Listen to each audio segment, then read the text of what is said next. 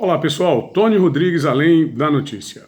Hoje nós vamos falar sobre essa ligação perversa entre o site The Intercept, o ex-deputado, jornalista, professor e intelectual Jean Willis, o PT e todas essas coisas que têm acontecido no Brasil nos últimos dias, que atentam contra a sobriedade, contra o caráter de certo modo, pacato do cidadão brasileiro, contra a própria democracia do nosso país, não é?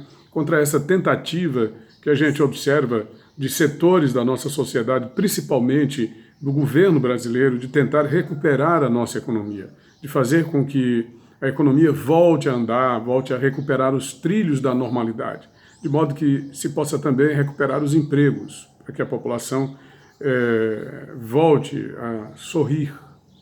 É isso, né? Volte a se encontrar. Mas antes eu gostaria que você deixasse o seu gostei, se inscrevesse no canal e ativasse as notificações para receber informações sobre vídeos futuros. Gostaria também, se possível, que você compartilhasse os nossos vídeos com seus amigos, com seus familiares, tá bom? Então vamos lá ao tema do nosso vídeo de hoje. Desde janeiro que o senhor Jean Willis, ex-Big Brother Brasil, que se apresenta como intelectual, como conferencista, né? E que vem ganhando a vida dessa maneira.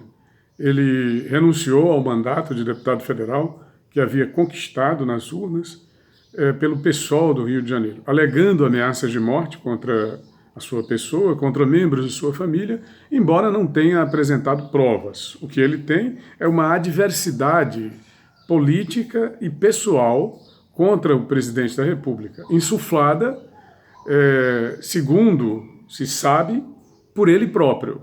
Setores da imprensa dizem que há, da parte do presidente Bolsonaro, também uma adversidade muito grande contra Jean Willis, mas as demonstrações pré-claras foram dadas pelo próprio Willis quando deu aquela cusparada e quando vem nas próprias redes sociais, no seu Twitter, agredindo de maneira reiterada. É o que se tem visto, não é?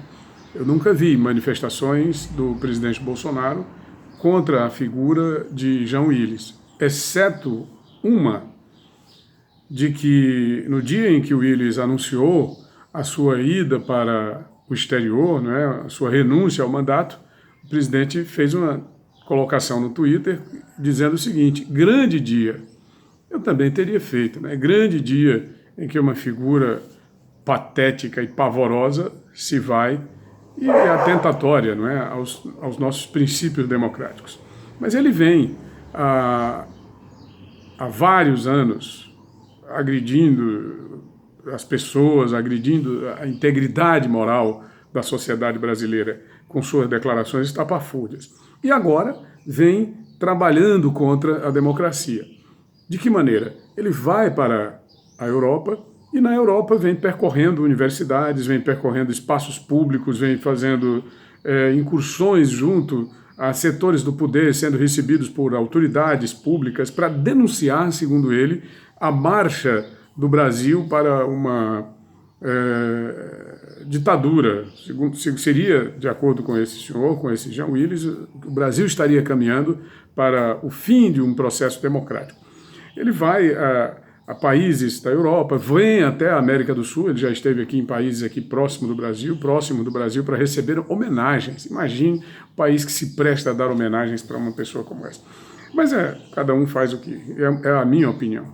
Claro que todo mundo tem direito também a ter a sua opinião. Universidades são bastante receptivas a esse tipo de coisa, né? A aceitar palestras de pessoas como Jean Willis. O que é que ele diz, né? Por que não viver num Brasil sob o governo Bolsonaro? Por que o Brasil está caminhando para o golpe ditatorial? Por que o Brasil está caminhando para o fim da sua democracia? São esses os temas de palestras conferidas pelo Sr. Willis. Então, mas aí a pergunta seria a seguinte: quem está bancando a sua permanência no exterior, uma vez que ele diz que é professor universitário, mas não tem contrato com nenhuma universidade? A não ser essas palestras esporádicas, a grande maioria delas palestras não remuneradas. Por quê? Quem pagaria por uma palestra onde o próprio palestrante é que se vai oferecer para oferecer para ministrar a palestra.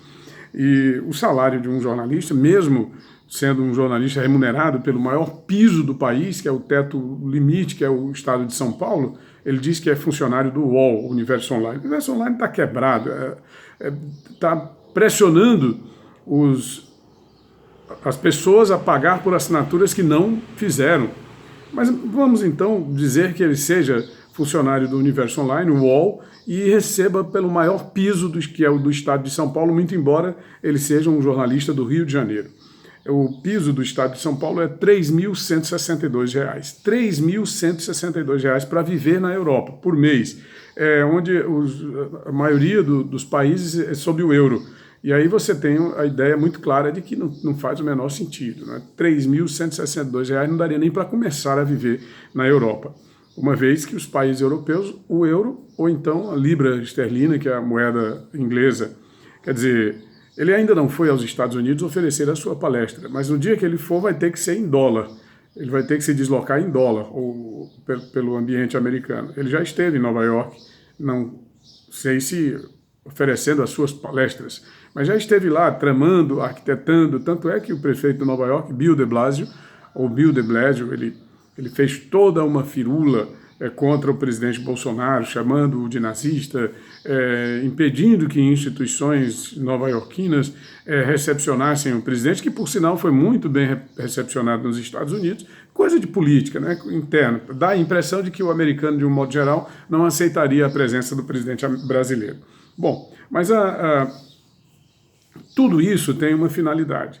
Qual seria essa finalidade? Dentro da ótica do que foi divulgado há 2 semanas pelo site The Intercept, supostos vazamentos de diálogos que teriam sido praticados entre o juiz Moro e o procurador Dallagnol. Seriam diálogos, demonstrariam uma ilegalidade muito grave, mas que na prática não demonstram, perfeitamente normais. Os maiores juristas, e eu vou citar apenas 2, o senhor Carvalhosa, no meu ponto de vista, o maior jurista em atividade, muito conceituado no Brasil e fora do Brasil, e a juíza aposentada Denise Frossard, que já foi, inclusive, deputada federal em 2 oportunidades e candidata ao governo do Rio. Eu vou aqui também oferecer um detalhe interessante sobre a juíza Frossard. Ela foi candidata ao governo do Rio contra Sérgio Cabral, e a população carioca optou pelo marginal, hoje condenado a 200 anos de cadeia por crime de corrupção, Sérgio Cabral. Aí depois você se pergunta que capacidade de análise sobre o perfil de um indivíduo político tem essa população, quando se deixa de eleger uma pessoa como a juíza Denise Frossard, que tem um passado limpo, que tem toda uma capacidade para se escolher um bandido da marca de Sérgio Cabral. E aí a gente também analisa o perfil do próprio Luiz Inácio Lula da Silva, não é? Que é uma pessoa muito querida por esses petistas e muitos seguidores ele ainda tem. Mas, enfim, a juíza Denise Frossard é uma pessoa que também avaliza o trabalho da Operação Lava Jato, do ministro Sérgio Moro, do procurador Dallagnol, e o trabalho todo desse Jean Willis, desse site The Intercept com o seu Glenn Greenwald, que não é jornalista coisa nenhuma, não faz papel de jornalista, muito mais político do que jornalista, militante de esquerda do que jornalista. Por que ele não vai fazer esse trabalho lá nos Estados Unidos? O trabalho dele é desacreditar a democracia brasileira, desacreditar o trabalho da Operação Lava Jato para soltar o bandido Luiz Inácio Lula da Silva. Esse é o trabalho, para impedir que o pacote anticrime seja aprovado no Congresso Nacional, que é muito difícil de ser aprovado, muito difícil de ser aprovado. Tanto é que já existe em curso no próprio Senado Federal, e eu já tive a oportunidade de vislumbrar pelo próprio site do Senado, as medidas que estão sendo colocadas em prática são medidas completamente estapafúrdias e diferentes daquela que estão sendo apresentadas pelo governo. Por exemplo, no sentido de provocar uma sangria no pacote anticrime do ministro Moro. Tira tudo que vai de encontro ao combate à corrupção. E, inclusive, recomendo que o nobre amigo que me vê agora, nesse momento, aprofunde a leitura sobre o site do próprio Senado Federal, da própria Câmara dos Deputados, para ver com seus próprios olhos. Eu devo postar vídeos posteriormente sobre essa questão para detalhar a sangria desatada que se quer fazer contra o pacote anticrime. Mas, enfim, qual é o grande objetivo? Primeiro, soltar o criminoso condenado Luiz Inácio Lula da Silva. E segundo, impedir que a Operação Lava Jato continue trabalhando contra bandidos da marca de Renan Calheiros, que se protege contra a Operação Lava Jato e contra a marcha célere da justiça através da Operação Lava Jato contra elementos da sua marca e outros mais. Nós temos inúmeros. O Senado Federal é um repositório de mafiosos. O Congresso Nacional é um repositório de mafiosos. Nós vimos lá a situação da presença do ministro Moro diante de mafiosos, respondendo a perguntas diante de um conjunto de maus elementos. Quer dizer, é a inversão completa dos valores que nós temos hoje no Brasil. Mas, enfim, esses são os grandes objetivos de supostos vazamentos, não é? Que, na verdade, é um crime de invasão, e essa coisa horrorosa, pavorosa que se tem hoje desse pavão misterioso. Esse é o verdadeiro pavão misterioso. Jean Willis percorrendo o mundo sem ninguém saber quem o está bancando para falar mal do Brasil e para atentar contra a democracia brasileira.